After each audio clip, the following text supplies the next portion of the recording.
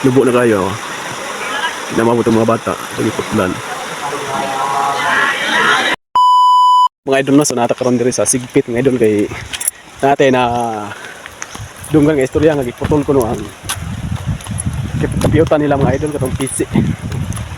Atong ariyon kung unsa gid kat tinuod nga giputol ba kay ano manghilabot sila nga dili mo nilang kuan mga suyaon siguro mga kuan na ba. Mga atong ariyon. At diri sa sigpit. So taon na to kung unsa gid tinuod kay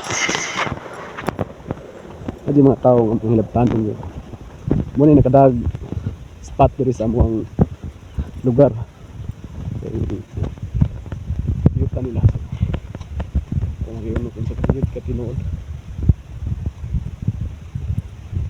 Just down.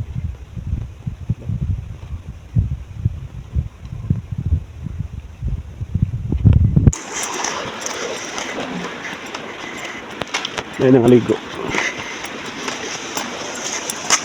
Kapit kayo nga na hilabtan gid nila nga. Kalingawan mo na, di ba? Malingaw sila ano. So naaman diri mga idols. So mga idol no, mo ko na giputol, mga idol giputlan diri dapit tao. May munang nabaw na kayo.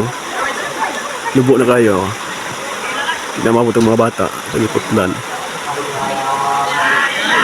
So tinuod gid nga giputol no. So, pero nabaw na kayo siya.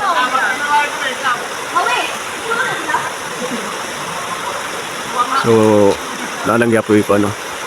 Ingaw lang gyapon. Lagi pa nangaligo. Mara to mga idol. Padayon gyapon na kinalang gyapon pero giputlan na sila gamay para di kayo makakuha ng mga bata. So mara to mga idol no, nakita na to nga giputlan diya siya tinuod pero pa-move on. Dili ni gud siya nga maabot sa mga bata kayo ba.